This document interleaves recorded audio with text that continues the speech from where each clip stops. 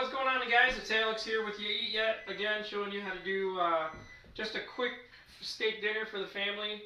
We have 8 in ours. I got 8 steaks, but obviously everyone's not eating steak because one of them is 1 year old. But I went to Walmart, picked up some cheap steak. You don't have to always go for like $40 steak to have good steak. So I'm just going to show you how to do it. We're going to have some mashed potatoes and some corn to go with it. So what I did was, I'm trying to put a picture in there, but this is what I got. I got some New York strip for the kids, some beef chuck steak for the kids as well, for the smaller ones. I got a cheap New York strip for $4.22 that was on clearance at Walmart. And then I got myself a big old fat cowboy ribeye. Not as big as my tomahawk, but the cowboy will do if you're just trying to have a quick dinner. Alright, so first thing we're going to do. Alright, we're going to open them all up. I like to leave them in their package here. Line them up, line them up. Then you want to find out how your family likes to eat them. My family, most of them like to eat it how I do, which is medium rare to medium, more medium rare. But my wife and a couple of the younger children, or older children I should say, like to eat theirs well done, which is not very good, or medium well I should say, not quite well done. Alright. One was already seasoned. It was that New York strip that was on there on clearance. And they also like to break the steak rolls by putting steak sauce on the steak. But if you get it medium well, I guess you're going to need steak sauce. Try to teach them that if you eat it the right way, you won't need it. So anyways, forget all that. Kosher salt. So, if you've watched any of my videos, you know when I make my steak, I don't like to put anything extra because you really don't need it. I got kosher salt, which is a lot better. You want to use kosher salt for your steaks. Gives it a nice crust. And then I just use plain old black pepper. My dad's buddy Keith, his name was Keith. Every time I grab black pepper, it makes me think of him. He was a big old black dude. He's come over all the time, and he would never tell anybody his age. He'd always be like, "Hey Keith, how old are you?" And he'd be like, "Oh, about 2 days older than black pepper." So every time I grab black pepper, I think of my dad's buddy Keith. Keith, if you see this, every time I cook a steak, I think about you. It's funny. So anyways, kosher salt, black pepper. All right, so liberally, depending on the thickness of the steak, these are about 1/2 inches, so I'm going to pour the kosher salt, nice big pieces, coat the steak. Actually, you don't have to do it by hand. That one's already seasoned.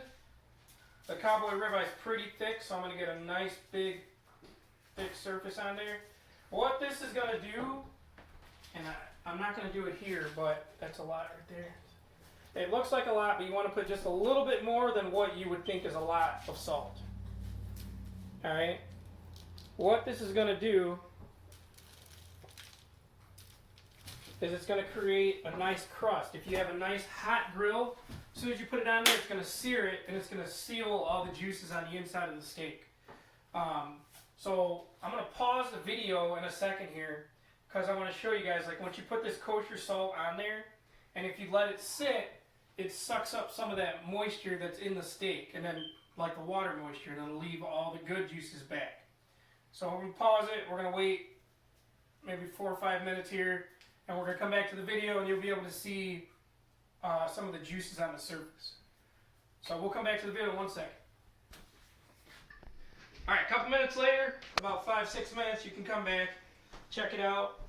You see the moisture on top of the steaks here. That brings out all the water that you don't want in there and leaves in all the good stuff. Alright, so next I'm going to grab the black pepper. Liberally seasoned. And if you don't like pepper, a lot of people like to use garlic, which is fine as well, but I'm more of a traditional steak man. Alright, so that's about good right there. Alright, so now I'm going to throw the steaks on, and then I'm going to season them, the rest of them, while they're on the grill, the other side. Alright? But I know I like mine medium rare to medium, so I'm going to throw, you got to like kind of time how you want to throw these on. So the kids, so I'll throw my wife's on because she likes hers medium well. So that'll go on first because it takes the longest, and then I'll start throwing the other ones on and kind of just time them that way. I do have a little bit of butter on the flat top surface here. Sizzle nice. Alright, and those of you who don't know how to check and you don't have a thermometer to check if your grill is hot, very easy to do. All you gotta do is grab some water to check, pour a little bit in, and you know it's ready to go. Alright, so I got the New York strip on here, seasoning. There's a couple theories that people have, like I told you guys on that tomahawk video I made. Some people like to switch and constantly switch sides. You can do it that way. I do kind of both. I'll put it for a couple minutes on each side, and then that'll be it. But sometimes it needs another flip or two. Alright? So this New York strip's been on there for a bit. I'm going to go ahead and throw some of these chucks on here. That's the sizzle you want to hear right there. Let me get a close-up over here. This next one coming in. Like right there, you can really hear the sizzle here.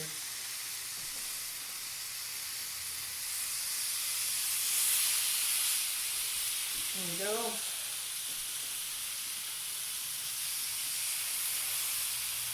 Alright, now if you're cooking on a stove and you got like a skillet, you want to kind of go, it's going to be hottest always right above the pattern of your fire. Or if you have an electric, like whatever. So this, I have flames going this way. One here, and one row of flames here. So it's going to be hottest 1, 2, 3 here on your grill. But on your stove, it'll be hottest in a circle because they're usually like a flame in a circle. So you're going to want to set them around like that. Alright, put the rest of these on here. Nice sizzle. Alright, now as that's forming that nice crust,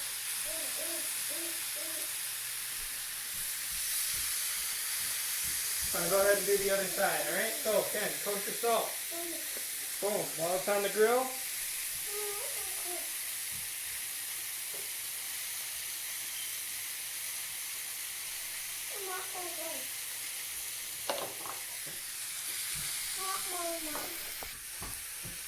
Alright, so got the sizzle going.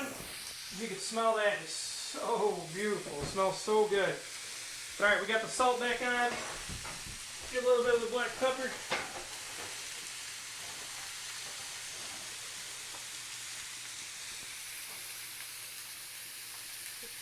Just like that. Alright, now let's turn over that New York strip. You should see a little sear on this side. Like that. That's the pre-seasoned one. You see that crust? Very good. But ours should be a little bit better seared than that. Check it out here. Beautiful there.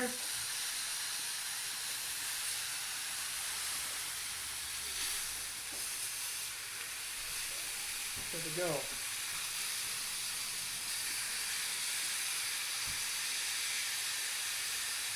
I keep them on here for probably about 3-4 minutes per side, depending on thickness and how you want them.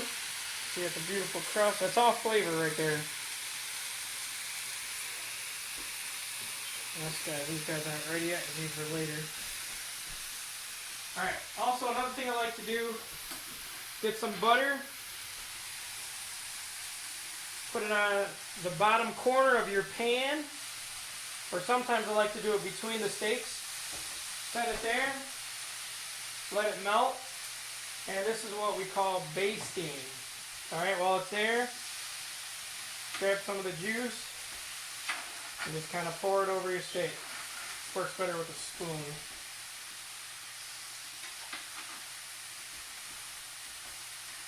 Alright, we're getting that nutty butter flavor.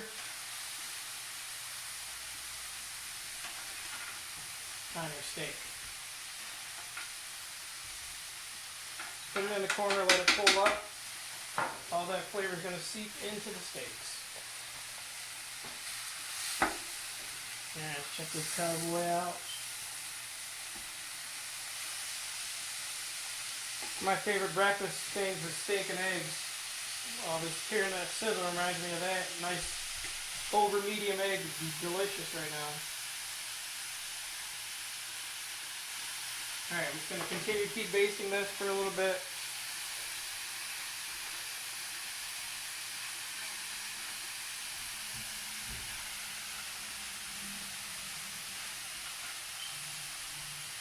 Not much to it. While this is going, about right now is where you want to get your corn ready. It doesn't take long to finish. Your mashed potatoes, however you plan on cooking those.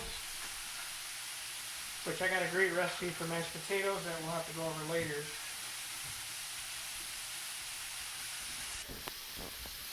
Alright, so once you flip them over, there's going to be a little crust on the bottom left on the grill. Like this stuff right here.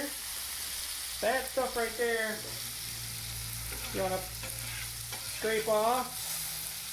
You get another seal, and you want to put that with your butter, because this is some really good juices that you're going to want on your steak. Alright, so these are about done. We're getting ready to start taking them off and plate them with the mashed potatoes and gravy, and corn, and then we'll show you the finished product. Alright guys, so finish basting it.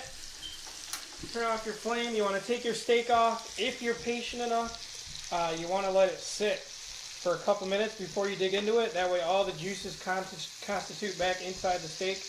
Like all this from the basting, all that's going to go back in. I'm going to go ahead and plate mine over here. Beautiful steak, mashed potatoes, corn. Alright, test to see how it is here.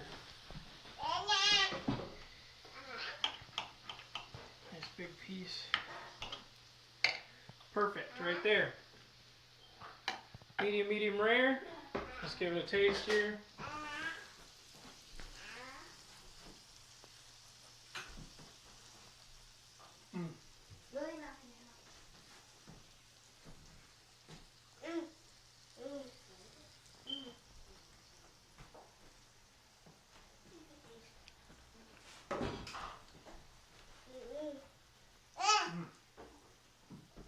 Very good.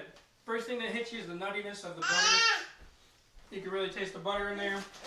And you get the little hint of the salt and pepper. It's perfectly mixed in there. So, very good for cheap steak, quick dinner.